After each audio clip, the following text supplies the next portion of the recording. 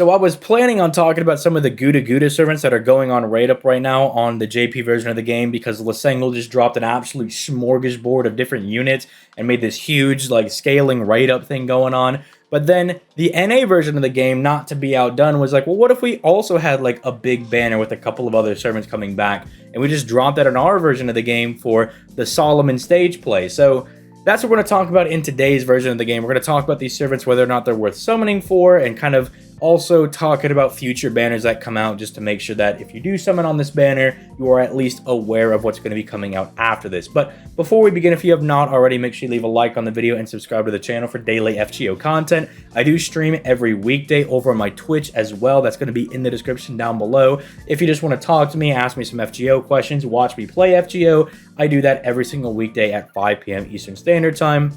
I also am known to play a little bit of the Souls game and maybe a little bit of Master Duel from time to time, so we do like to diversify it out a little bit. Speaking of Master Duel, I'm going to be hosting a Master Duel tournament this Saturday. If you want to participate, the gimmick for this tournament is that we're playing no hand traps at all whatsoever, so I'm completely ready for this to just turn into an absolute train wreck of a tournament with FTKs being all over the place. But if you're interested in participating in that, my Discord is also in the description down below. You can hit me up over there, send me your deck list, all that good stuff, and I will sign you up for that. And that'll be Saturday at 5 p.m. Eastern Standard Time. But if we scroll down, you can actually see that the banner is going to feature Gilgamesh, Ozymandias, Lancelot, Casgil, and Caster Coup. It's a nice smattering of units, and hey, you have Gilgamesh, who's a limited servant. You have a chance to go ahead and pick him up because he is insanely popular. Let's not lie, Gilgamesh, one of the best Fate characters of all time, my personal favorite character. And Caster Coup is a story lock servant that if you have not, gotten some of your extra copies of him after finishing Fuyuki all the way back then, you can actually try to go for like NP 2, 3, 4, or even 5 if you get lucky on your rolls. I would say, he's a 3-star guaranteed NP 5, but, well, my summons for Ezo over the last couple of years have shown me that the 3-star might be more rare than the 5-star. The only problem with this banner that I really have is not necessarily the units on here, because all of these units are pretty good. I mean, Gilgamesh, well, I do think he probably needs a bit of a buff because, using him on JP is like, he feels like he's slowly falling behind the power creep. The special damage mod is really propping him up, but a lot of his skills are still very, very basic, and he just needs to get some other pieces to his kit to kind of help him keep pace with some of the other guys.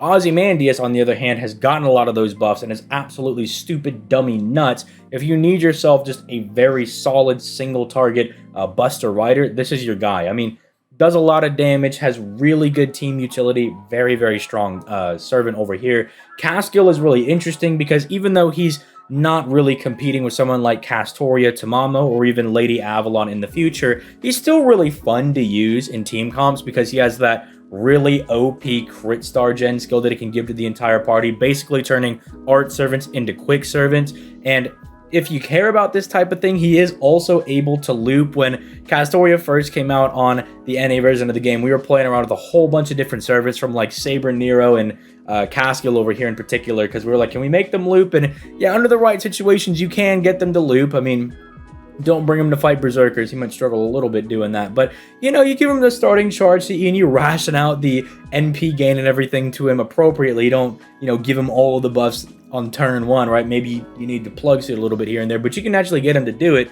And so it kind of makes him a very fun servant to use. It's funny that we have Saber Lancelot as well, because I just talked about Ezo the other day, and he's basically the Saber version of Ezo, where he's got 3 skills. You just boom, boom, boom, pop all of his skills, and you just pop off for the next 3 turns. I mean, Saber Lancelot is one of those servants that I really do like using. His NP damage can be a little low, even at NP 5, but still very fun to use because you just pop all of his skills and you just pop off. Caster Q might actually just be the weakest servant on the banner, but he's going to get a buff in maybe not even like 6 to 7 months when Lost Belt 6 comes out, and that is going to make him dummy insane. So when he starts getting more of those buffs, especially the Lost Belt 6 one, he becomes really, really nutty. So if the servants on the banner aren't the problem, what's the problem? Why am I kind of steering away and saying that maybe you shouldn't summon on this banner? Well, it's the power level of other servants that are going to follow this banner. I mean, even right now, Himiko is still on raid up. If we go over here, she's still on raid up over here. And Himiko is stronger than all of the servants on this raid up, right? Like, she's the strongest one there. I mean, just the amount of damage that she herself is able to do and the damage that she can contribute to the party as well through her own NP is absolutely insane. And we basically have the quick version of Himiko coming out later in a couple of months as well in Van Gogh. And I mean, Van Gogh, even though she has like kind of that quick niche to her, like where she's able to kind of provide some unique buffs for quick servants, realistically, you can splash her into any party. And if you ask me personally, I like her more than I like Himiko over here. Call me a little bit biased, but that NP of Van Gogh, I think, kind of trumps everything that Himiko's got going because it is insanely broken. You're free to disagree in the comments or whatever, but just know when Van Gogh comes out, we're going to simp a little bit hard. Not a fan of her design, personally, but those skills, oh baby, that lady's going to pop off when she comes out. So she's going to be coming up, but don't also forget that, like, Nemo comes out over there. And Nemo, I mean, is capable of doing some, like, just absolutely bonkers nuts damage, right? Given some of the right situations. And it's not even like you got to play around it too much because all of his damage mods are, like, all over the place. So it's like, you might get, like, 3 of the things, but you don't have, like, the other 3 over here, but he's still doing insane damage, right? The guy's just absolutely nutty. And don't forget that, like, Summer Raiko's going to get a rate up. And I don't think Summer Raiko is better than, like, Gilgamesh or Ozymandias. I don't think she's better than them or, like, competing for St. Quartz on the how good are they department, right? But she is Raiko, and she's really popular. And I know a lot of people are going to summon on that rerun banner that she's got just because Raiko is really hot. Same thing for, like, XX, although XX is coming back out, and she's one of the best arts single target servants, like, period, in the game. And so you know that I'm going to be going for that. Not only she is Saberface, but she's also really nutty broken. You also got to remember that normal Raiko and Kintoki are going to be getting a rate up banner, right? And they're both really, really good as well. And again, they're also both pretty popular. You got to remember that they're going to be coming out. Then you have, like, Ibuki, who's pretty much like the AoE Saber until, you know, Muramasa comes out and then he's just, like, looping all over the place. But even then, Ibuki then becomes the Saber again when Koyenskaya comes out shortly after that, or shortly after that, a couple of months after that. But then you also got to remember that, like, Doman is really nutty insane, on top of also being popular. Muramasa, who I just mentioned when talking about Ibuki, comes out for New Year's.